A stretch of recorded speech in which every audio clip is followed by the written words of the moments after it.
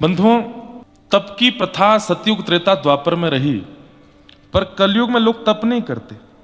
क्यों?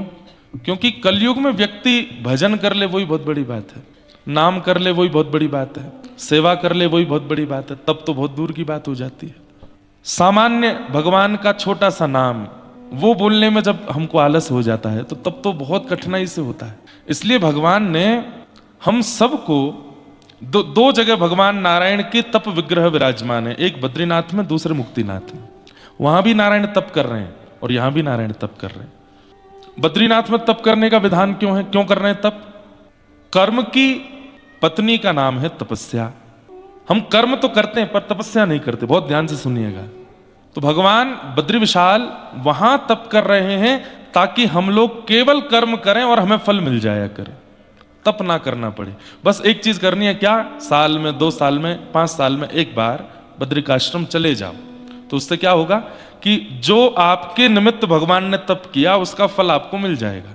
हम तो तप करते नहीं, तो ठाकुर जी तप कर रहे हैं। अब रही बात कि संसार में कर्म फल हमको तपस्या से मिलता है। रावण को भी बिना तप के कुछ प्राप्त नहीं हुआ, कंस को भी बिना तप के कुछ प्राप्त नहीं हुआ, बड़े बड़े राक्षसों को भी बिना तप के कुछ प्राप्त नहीं हुआ। हम मानवों को कैसे मिल जाएगा? इसलिए ठाकुर जी को चिंता हुई और ठाकुर जी बद्रिकाश्रम में तपस्या पर बैठ गए ताकि हम केवल कर्म करें, वो फल हमको मिल जाया करे। तपस्या हमारे निमित्त ठाकुर जी कर रहे हैं। इसलिए किसी भी वैदिक कर्म में, किसी भी अनुष्ठान में हम अपना नाम बोलते हैं, गोत्र बोलते हैं, संकल्प लेते हैं, वो संकल्प सीधा ठाकुर जी को जाता है। ठाकुर जी हमारे गोत्र सुनकर के नाम करके, ठीक है अब तुम्हारे नाम से हम तप कर रहे हैं, तुम कर्म करो, फल प्राप्त करो, तप हम करेंगे। लेकिन तब भगवान को चिंता हुई कि संसार में कर्म फल तो इसको मेरी तपस्या से मिल जाएगा, पर मुक्ति, मेरी प्राप्ति इसको हो उसके लिए भी तप करना पड़ेगा, ये वो भी नहीं करेगा। तो इसलिए ठाकुर जी यहां आ गए और यहां विराज करके हमको बिना तप किए ही उनकी प्राप्ति हो जाए, इसलिए मुक्तिनाथ में ठाकुर जी तपस्या कर रहे हैं। समझ में आई बात? कर्म फल प्राप्त के लिए भी तप करने की आवश्यकता है और भगवत प्राप्ति के लिए भी तप की आवश्यकता है, और हम दोनों में ही तप नहीं करते। हम कर्म फल के लिए तप नहीं करते, हम भगवत प्राप्ति के लिए भी तप नहीं करते। इसलिए कर्म फल की प्राप्ति के लिए तपस्या बद्रिकाश्रम में भगवान कर रहे हैं और ठाकुर जी की प्राप्ति के लिए तपस्या भगवान मुक्तिनाथ में कर रहे हैं। हमें केवल इतना करना है, अपने जीवन में इनको आके प्रणाम कर लें, जब जब अवसर मिले आके इनको धन्यवाद कहें। हमारी सामर्थ्य तो नहीं तप करने की नाथ, हम इतना ही तप कर सकते हैं कि हम घर से मुक्तिनाथ आ सकते हैं। रास्ते में आने वाली अड़चने, रास्ते में आने वाली रुकावटें, रास्ते में आने वाले जो भी दुर्गम मार्ग हैं, बस इनको ही सह लें, यही तपस्या हमारी। कई लोग वह भी उससे भी बचने का प्रयास करते हैं। एक बात बोलूं आपको, बद्रीनाथ, केदारनाथ, मुक्तिनाथ, ये जितने भी हिमालय की यात्राओं पर भगवान के धाम हैं, यहाँ थोड़ा सा अगर असुविधा हो तो चलता हो, अच्छी बात है, थोड़ा तो तप बनेगा हमसे। अनुकूल भोजन नहीं मिल रहा, अब नीचे अगर होते हैं तो 3 प्रकार की सब्जी बनती हैं, 2 प्रकार की दाल बनती हैं, दही भी होती है, चटनी भी होती है। यहाँ पर एक ही सब्जी बन जा रही है, एक ही दाल बन जा रही है, उसी को ही पाले रहे हैं। न कम करो भैया, उसको बंद ही कर दियो सीधा। कल हमारे एक पंडित जी प्रसाद लेके जा रहे थे किसी के लिए, बेचारे बालक भी तपस्या कर रहे हैं ना। तो हमने पूछा कहाँ जा रहे हो? बोले कि वो कुछ लोग थोड़े अस्वस्थ से हैं, उनके लिए भोजन लेके जा रहे हैं। मैंने कहा अच्छा। बोले एक भैया हैं, उनको बहुत वमन हो रहा है, बहुत ज्यादा तबीयत खराब है, उनके लिए हम अभी तबीयत ठीक नहीं है तो 6 रोटी लेके जा रहे हैं। मैंने कि तबीयत ठीक नहीं है तो 6 रोटी, तबीयत ठीक होती तो? अद्भुत अद्भुत जीवात्माएं हैं संसार में। उनको इस बात की चिंता नहीं है कि मेरे पेट में कुछ पच नहीं रहा, उनको इस बात की चिंता है कि पेट खाली क्यों है, निकल गया तो फिर भरो। अद्भुत है। लेकिन हम एक बात कहना चाहते हैं, ये भूमि तप की है, यहां थोड़ा असुविधा भी सह लीजिए। मार्ग की असुविधा है, वातावरण की असुविधा है, रहने की असुविधा है, प्रसाद की असुविधा है, चलने फिरने की असुविधा है। मैं जहां रुका हूं ना, मुक्तिनाथ भगवान के दर्शन में इतना कष्ट नहीं होगा, पर मुझसे मिलने अगर आप आए तो आपके नस नस कांप जाएगी। 5वीं मंजिल पर हूं और लिफ्ट नहीं है वहां पे। 4-5 राउंड तो हमारे ही लगते हैं ऊपर नीचे। एक हमारे पंडित जी हैं, वो एक सीढ़ी चढ़ते हैं फिर रुकते हैं, फिर दूसरी चढ़ते हैं फिर रुकते हैं, तीसरी चढ़ते हैं फिर रुकते हैं। मैंने कहा आप अपना इतना ध्यान क्यों रखते हो? बोले अपना थोड़ी रख रहा हूं, आपका रख सकूं इसलिए अपना रख रहा हूं। मैंने कहा बहुत बढ़िया। एक पंडित जी हैं हमारे, वो तो जब से आए हैं बस कथा मंडप और कमरा, कौन से मुक्तिनाथ, उनको यही नहीं पता दिशा कौन सी है मंदिर की। अद्भुत है। पर थोड़ा सह लीजिए, यहां पर पालकियां भी हैं, यहां पर घोड़े भी हैं। एक बात कहें, धाम के प्रति सबसे बड़ा अपराध क्या है? कि धाम में आते ही 24 घंटे हो गए और आपने धाम ही का दर्शन नहीं किया। ये सबसे बड़ा अपराध है। और उस अपराध का एक ही फल होता है, पूर्व के पुण्य नष्ट होते हैं। ये जबरदस्ती नहीं लाए गए हैं इन धामों में। कई लोग हमारे इस परिकर के हमसे परेशान रहते हैं, महाराज जी जबरदस्ती क्या दिक्कत है, बंबई कलकत्ता में चल तो रही है कथाएं, क्यों मुक्तिनाथ ही जाना है इनको, क्यों बद्रीनाथ ही जाना है? क्योंकि हमें पता है कि हम संसार में जो कर रहे हैं कथा के अलावा, उसके अलावा हमसे भजन तप भाव कुछ बन नहीं रहा है।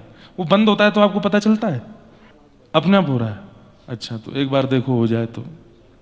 वो बीमार हो गया है, तो यहां थोड़ा सह लीजिए, अच्छा है सहना। रोटी अगर अनुकूल नहीं बनी है तो जैसी बनी है पा लीजिए। दाल में थोड़ी नमक कम है तो उसको भी पा लीजिए, मिर्च मसाले कम है पा लीजिए। स्वाद के लिए नहीं आए हैं यहां पर, कम कर दीजिए थोड़ा, हरि के लिए आए हैं। हम भी तो सह रहे हैं ना, कभी कुछ बढ़ रहा है, कभी कुछ कम, आवाज ज्यादा, ये सहना ही तप है। तो थोड़ा तप कीजिए। ये स्थान तप के लिए हैं, हम इससे ज्यादा कर नहीं सकते। पर मैं आपसे निवेदन करूं, तप के कुछ विधान हैं। 2 प्रकार के तप हम सब कर सकते हैं, एक तो मौन और एक अन्न। ये 2 तप हम सब कर सकते हैं। हमने तो नियम ले लिया मौन का, आज सुबह से हम बोले नहीं, अभी बस कथा में ही बोले हैं। अब कथा के बाद फिर मौन हो जाएंगे सूर्यास्त तक। कोई बहुत विशेष, अच्छा मौन का भी एक नियम होता है कि कोई बहुत विशेष सन्मुख आ जाए, विशेष मतलब हरिजन, हरि भक्त, तो फिर मौन रखना भी नहीं चाहिए, तो फिर बोल लेना चाहिए। नहीं तो फिर अपराध बनेगा। कोई बहुत बड़े महापुरुष सामने खड़े हैं और आप फिर भी मौन रख रहे हो, तो उनसे बात भी कर लेनी चाहिए। अन्न का तप, थोड़ा अन्न भी उसमें ज्यादा गरिष्ठ गर्विष्ठ मत पाओ। और यहाँ की जो पहाड़ पर्वत श्रृंखलाएं, थोड़ा टुपा उपा लगा के सोल वोल पहन के बैठ जाओ एकांत में। धूप में बैठो तो मुंह पे कुछ लगा लेना, नहीं तो जैसे सांप की कांचरी उतर जाती है, ऐसे पूरे ये कांचरी उतर जाएगी। यहाँ की धूप बहुत तेज है, इसलिए जब धूप में बैठो तो कुछ मुख पे लगा लेना। और जब संध्या के समय बैठो तो कान नाक थोड़ी ढक के बैठना, हवा भीतर बर्फीली ना जाए, और नेत्र बंद करके बस ध्यान करना, उस प्रिय स्वरूप का ध्यान करना जिस ध्यान से भक्ति वर्धन होता है। नाम रूप लीला और धाम, 4 बातें ध्यान से सुनो। सबसे पहले ध्यान की विधा में है खूब नाम करके ध्यान में जाना चाहिए। खूब नाम करो, और जिस नाम को कर रहे हो उसकी छवि चित्त में बनाते रहो। हरिशरणम हरिशरणम हरिशरणम यदि जप रहे हो तो हरि ये जो पीछे विराजमान है इस छवि का ध्यान कर लो। शंख चक्र गदा पद्म है, गरुण पर विराजमान है, मंद कमल जैसे नेत्र हैं, कमल जैसा मुखमंडल है, कमल जैसी जिनकी सर्वांगीण अंग की स्थिति है, ऐसे हरि उनकी मैं शरण में। हरि शरणम जब जब बोलो तब तब हरि सामने खड़े और मैं उनको प्रणाम कर रहा हूं। हरि शरणम, इस प्रकार हरि शरणम नाम जपो। युगल नाम कर रहे हो, राधे कृष्ण कृष्ण कृष्ण राधे राधे, राधे श्याम श्याम श्याम राधे राधे। तो इसमें चिंतन क्या करो, यमुना जी का तट है, पावन गिरिराज जी की तलेटी है, बहुत सुंदर सघन वन है, सुंदर व्रज की रज है, और श्री प्रिया प्रियतम दोनों विहार कर रहे हैं। कभी वंशी बजा रहे हैं, कभी रास कर रहे हैं, कभी मान कर रहे हैं, कभी दान कर रहे हैं। इस प्रकार युगल नाम करते समय युगल की जितनी स्थितियां आपको अनुभव में है सब स्मरण कर लो। अष्टाक्षर मंत्र कर रहे हो जो गुरु प्रदत्त वैष्णव मंत्र है, उस मूल मंत्र को करते समय शालिग्राम भगवान का स्मरण, नारायण का स्मरण, सदगुरु का स्मरण, आचार्यों का स्मरण, गुरु परंपरा का स्मरण, सबका स्मरण करते हुए ध्यान में जाओ। नाम जप के रूप का अनुसंधान, लीला का अनुसंधान और धाम का अनुसंधान, ये 4 भाव एक साथ होंगे तब ध्यान लग पाएगा। नाम, नाम से रूप, रूप से लीला और लीला से धाम, इन चारों का स्मरण करके जब आप ध्यान में बैठोगे अद्भुत आनंद होगा। आधा घंटा, 1 घंटा, 40 मिनट, 2 घंटा, जितनी देर बैठ सको बैठो। वहां नहीं बनेगा जहां से हम आए हैं, वहां ध्यान नहीं हो पाएगा। यहां हो जाएगा, यहां हो जाएगा, क्योंकि यहां के वातावरण में ध्यान है। यहां पर धामी ही ध्यान कर रहा है, इसलिए यहां ध्यान हो जाएगा। ध्यान कीजिए, कल आपने कहा कि स्त्रियां शालिग्राम की सेवा नहीं करती। हमारे घर पे 5 पीढ़ियों से स्त्रियां ही सेवा में हैं। नेक्स्ट हमारी बारी है, तो क्या करें? अब मैं कोई अपने मन से बात नहीं कह रहा हूं, पर यज्ञोपवीत के बिना शालिग्राम जी को जब स्पर्श किया जाता है तो उनको वज्रघात के समान पीड़ा होती है। ऐसा उनको लगता है जैसे मानो कोई वज्र लगा रहा हो। तब इसका एक मुक्ति क्षेत्र महात्म्य मैं आज सुबह पढ़ रहा था, अभी मुझे मिल नहीं रहा वो श्लोक। वहां पर एक बहुत सुंदर भाव बताया कि जैसे घर में अगर कोई शालिग्राम जी की सेवा करने वाला ना हो, केवल स्त्रियां ही हैं, बिना यज्ञोपवीत धारण करने वाले कोई व्यक्ति हैं, तो वो क्या करें? स्पर्श ना करें, केवल दर्शन करते हुए मानसी में उनकी सेवा कर लें, स्पर्श का भाव ना रखें।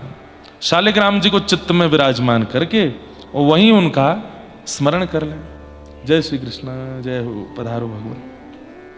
हम आपको एक मन की बात कहते हैं, वृंदावन में भी एक गुप्त मुक्तिनाथ है। कल हमने महाराज जी से ही कही, तो महाराज जी खुद मेरी ओर देखे, बोले कहाँ? मैंने कहा मलुक पीठ में। तो बोले अरे वाह, हाँ सही कह रहे हैं। क्यों? 1.25 लाख से ज्यादा शालिग्राम भगवान वहां विराजमान है।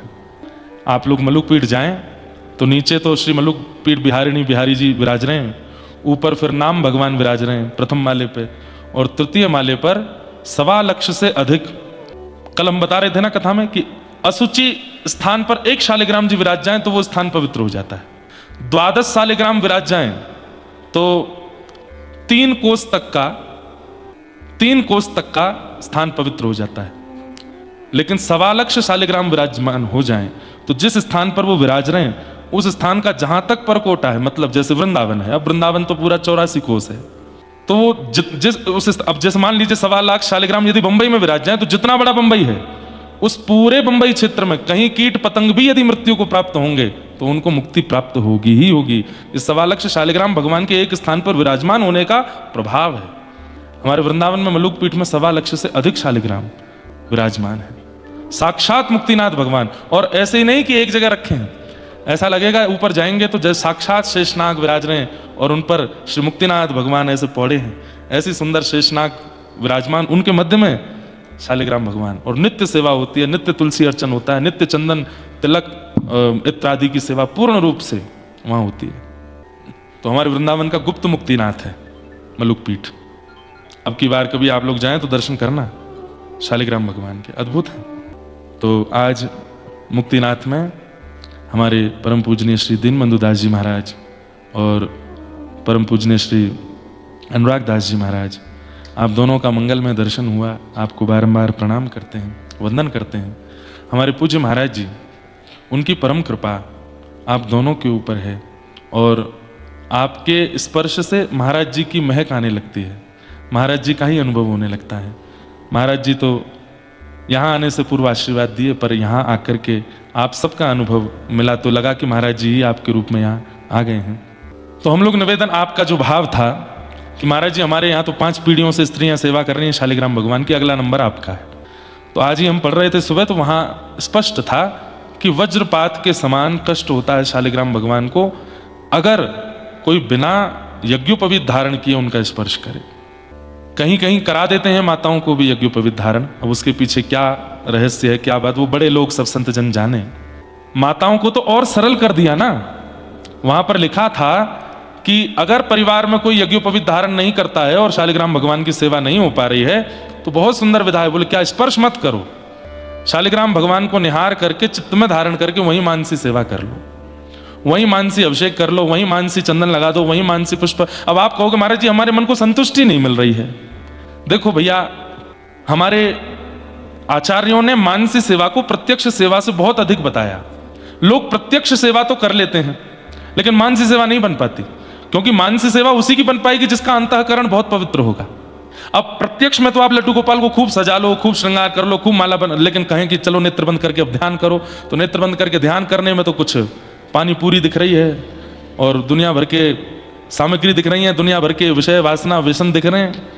मानसी अपवित्र है तो प्रत्यक्ष की सेवा का कोई लाभ नहीं है, लेकिन मानसी पवित्र है तो प्रत्यक्ष सेवा ना भी बने तो भी चलेगा।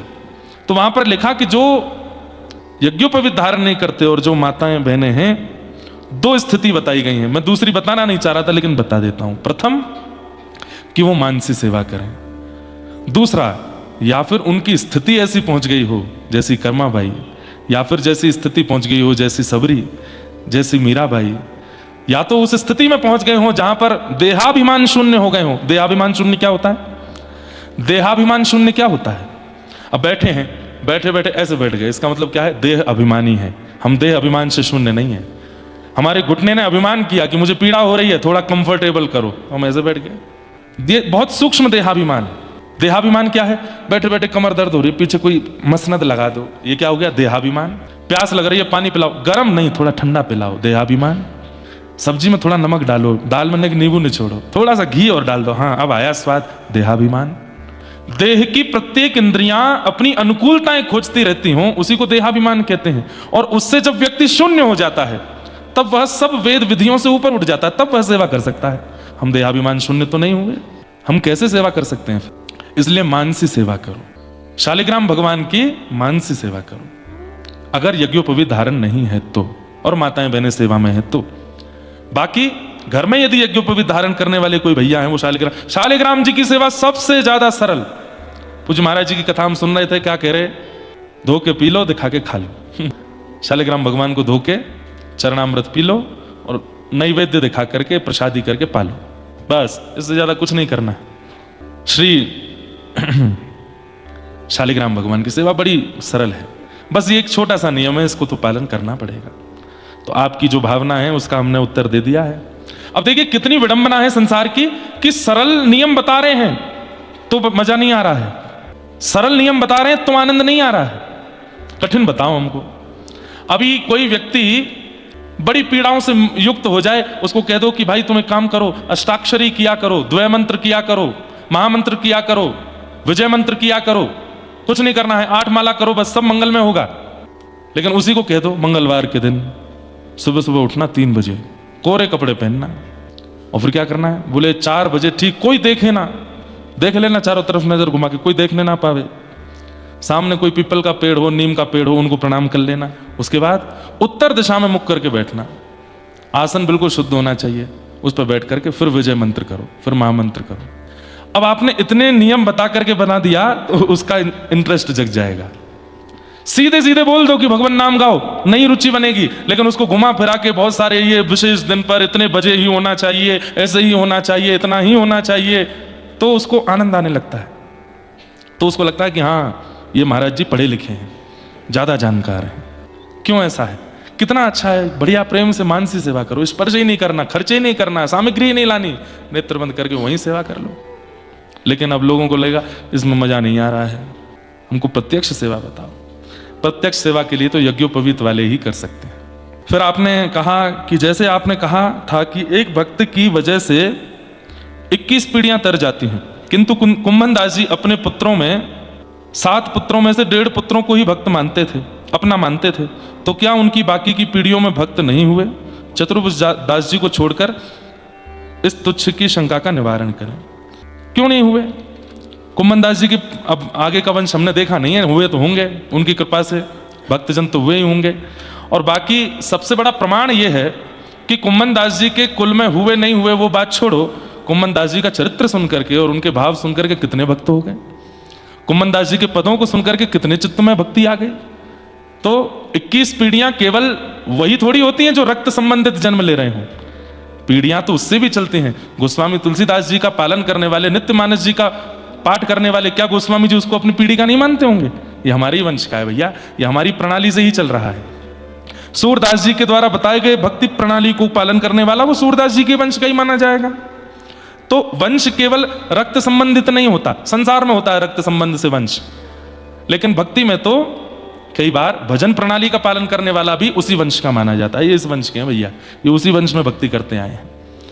तो इस प्रकार 21 पीढ़ियां तो तरती ही हैं एक भक्त के जन्म लेने से, ऐसी भावनाएं हैं।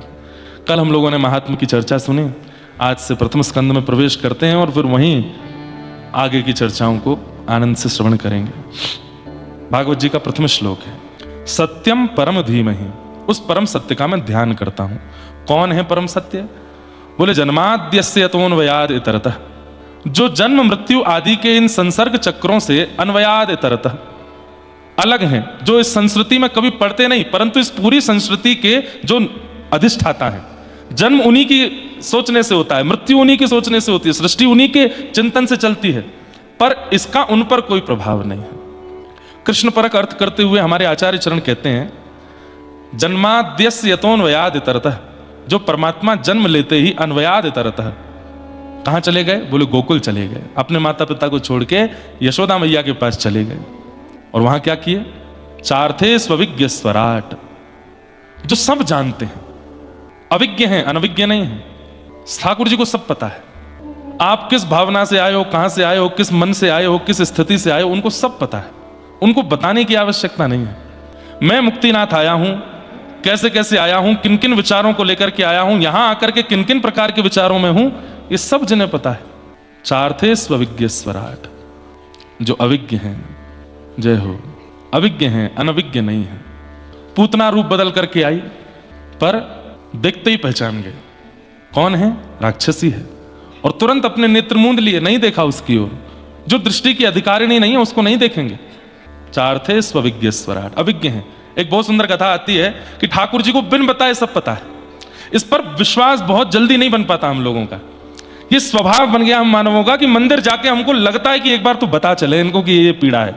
और गणेश जी के, शंकर जी के मंदिरों में तो विशेष है। गणेश जी के मंदिर में मूषक के कान पर ज्यादा भीड़ लगी रहती है, गणेश जी के दर्शन में कम है। शंकर जी के मंदिरों में नंदी जी के कान के पास ज्यादा खड़े हैं। क्यों? बता तो चले। भैया लेके गोद में विराजो, थोड़ी देर कथा सुनो। हाँ विराज जाओ, यहीं बैठ जाओ, सामने बैठ जाओ। क्या बता रहा था मैं? हाँ, तो एक ये मानव स्वभाव बन गया है, हम लोगों को बताने की बड़ी स्थिति रहती है कि हम बता दें। संसार में भी लोग बाग जब मिलते हैं, आप लोगों को तो बहुत मिलते हैं महाराज जी, जरूर बताते होंगे। सुबह 4 बजे उठना हमारा नियम है महाराज जी, उसके बाद जब तक ये नहीं कर लें पानी नहीं पीते हैं। हर महीना वृंदावन जाना, गिरिराज जी की परिक्रमा करना, और परिक्रमा भी ऐसे नहीं करते महाराज जी, हम बंदरों को कुछ खिलाते चलेंगे, ये सब बताने की स्थिति रहती है। और यही स्थिति फिर ठाकुर जी के साथ घटने लगती है। मुक्तिनाथ आए हैं, इतना क्रम श्रम करके आए हैं, बता तो चलें पीड़ा कितनी है हमारे जीवन में। फैक्ट्री खोली थी, वो बंद होने वाली है, हे मुक्तिनाथ भगवान थोड़ा वहां देख लेना, उसका भी ध्यान, बालक का विवाह नहीं हो रहा वो भी देख लो, पैर थोड़े खराब हो गए हैं, पिट्ठू पे चढ़ के आना पड़ा है ऊपर, थोड़ा इन पे भी ध्यान दे लो। बताना हमको बहुत स्वभाव बन गया हम मानवों का। लेकिन भागवत जी क्या कह रहे हैं? वो अविज्ञ हैं, अनविज्ञ नहीं है, सब पता है उनको। एक देवाजी का चरित्र आता है भक्तमाल जी में। 4 भुजानाथ जी का मंदिर है उदयपुर में ही है, उदयपुर के पास ही है। मीराबाई के वंश ने भी उनकी सेवा की, और आज के जो उदयपुर का राजवंश है वो आज भी उनकी सेवा करते हैं, 4 भुजानाथ जी। तो 4 भुजानाथ जी के मंदिर में एक सेवा में रहते थे श्री देवा जी। तो वहां के राजाओं का आज भी नियम है कि एक समय में राजा जो भी वहां की राज पदवी पर बैठे हैं वो जाएंगे, चंवर करते हैं ठाकुर जी को। मंदिर में प्रवेश नहीं करते, मंदिर की सेवा दूसरों की है, पर राजा जाएंगे और जाके ठाकुर जी की सेवा करते हैं। तो देवाजी नाम के सेवक ठाकुर जी की सेवा में थे। 4 भुजानाथ जी की सेवा चल रही थी।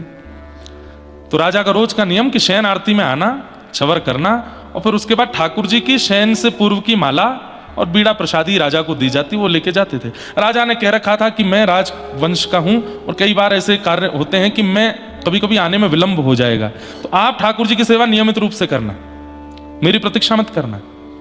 सेवक बोले जैसी आज्ञा। तो 4 भुजानाथ जी की सेवा चल रही थी।